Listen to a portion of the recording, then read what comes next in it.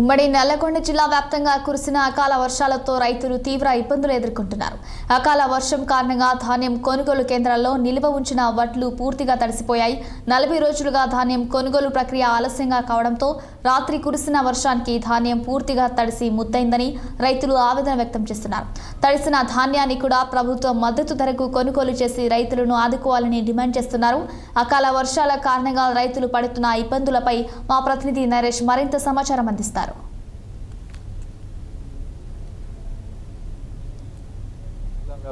ఉమ్మడి నల్గొండ జిల్లా వ్యాప్తంగా గత అర్ధరాత్రి వర్షాల కారణంగా మాత్రం వరిధాన్యం కేంద్రాల్లో మాత్రం వరిధాన్యం నాన్న పరిస్థితి మనకు కనబడుతుంది. ముఖ్యంగా చూసుకోవచ్చు ఉమ్మడి నల్గొండ జిల్లా వ్యాప్తంగా కూడా రైతులందరూ మాత్రం చాలా ఇబ్బందులకు అయితే పడుతున్న పరిస్థితి ఉంది. మనం చూసుకోవచ్చు, ఇప్పుడు విజువల్లో చూస్తున్నట్లు కూడా ఈ యొక్క మనం చౌటుపల్ మార్కెట్ యార్డ్లో ఉన్నాము. ఈ చౌటుపల్ మార్కెట్ యార్డ్కి సంబంధించి మాత్రం గత అర్ధరాత్రి భారీ వర్షం కారణంగా మాత్రం రైతులైతే యొక్క అంటే కొనుగోలు కేంద్రాలకు తెచ్చిన వరిధాన్యం మాత్రం పూర్తిగా నానిపోయిన పరిస్థితి అయితే ఉంది.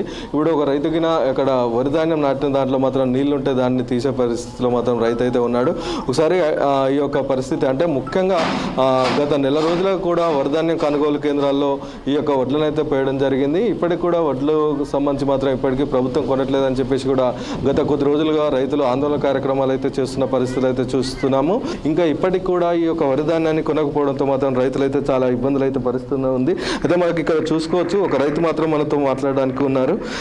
చెప్పండి, మీరు ఎప్పుడు తెచ్చారు? ఇది 20-25 రోజులు గతం అవుతుంది. ఈ ప్లేస్ లేదు వడ్లు పోయడానికి, తూర్పాల పట్టడానికి జాగ లేక, మిషన్లు దొరకక, ఈ స్థలం ప్లేస్ లేక ఇట్లా కుప్పలు ఈడబోసి తిరగబోయడం 6 రోజులు అయింది. 6 రోజులు అయినాక జర గాలి తిని వర్షం లేదని ఆపుకొని ఉన్నాం.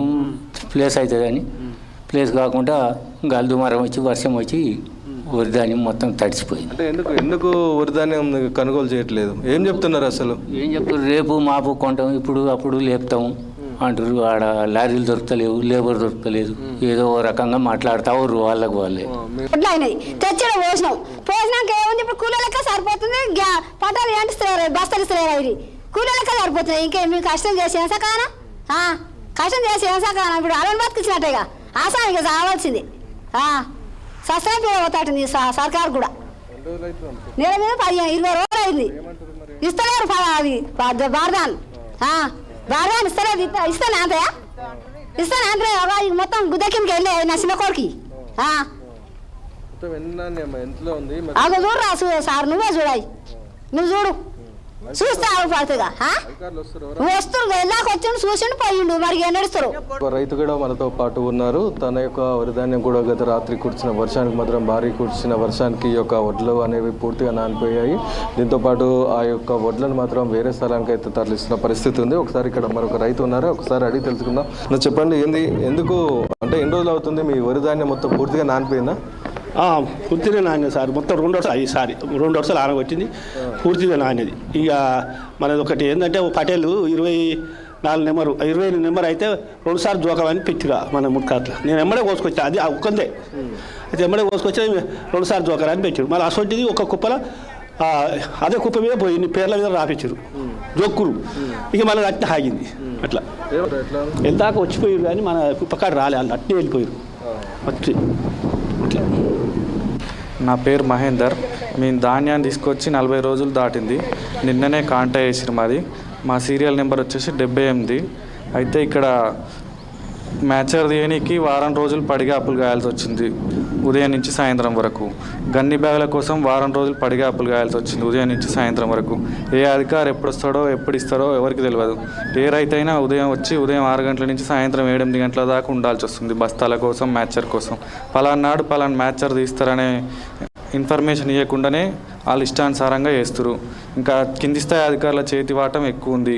సీరియల్ తప్పి కూడా ఎవరైనా డబ్బులు ఇస్తే ఆ రైతుకి కాంటాలు వేయడం, బస్తాలు వేయడం, మ్యాచర్ తీయడం, మ్యాచర్ లేకుండా కూడా కాంటాలు వేయడం జరుగుతుంది. కింది స్థాయి అధికారుల చేతి వాటం అధికంగా ఉంది ఇక్కడ.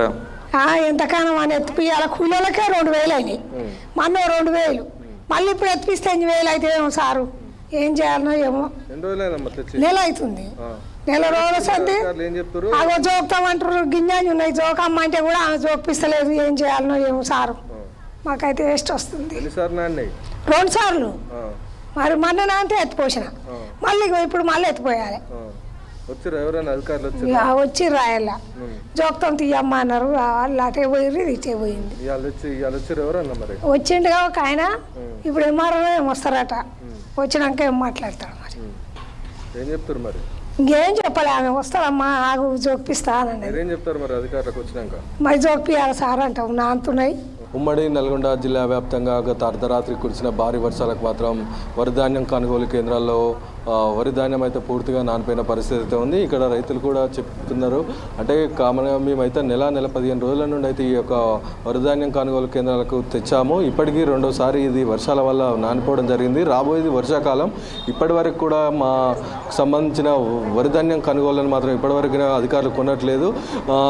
అంటే దీనికి సంబంధించి కూడా అధికారులు ఎవరు పట్టించుకోవట్లేదు. గతంలో ఈ సమస్యలు లేవు, ఇప్పటికైతే అధికారులు అయితే ఎవరు పట్టించుకోవట్లేదని కూడా చెప్తున్నారు. మొత్తంగా ఈ వరిధాన్యం కొనుగోలు కేంద్రాల్లో అంటే అకస్మాత్తుగా వచ్చిన వర్షాల వల్ల మాత్రం ఇప్పటికే వరిధాన్యం అయితే పూర్తిగా నానిపోయిన పరిస్థితి ఉంది. మరో 10 రోజులలో వానాకాలం స్టార్ట్ అవుతుంది. ఇంకా ఇప్పటివరకు అయితే ఎలాంటి ఇక్కడైతే వరిధాన్యం కొనుగోలుకు సంబంధించి మాత్రం ఇప్పటివరకు అయితే చేయలేదని చెప్పేసి రైతులు వాపోతున్న పరిస్థితి ఉంది. నల్గొండ నుండి నరేష్ 6 టీవీ, ఉమ్మడి నల్గొండ.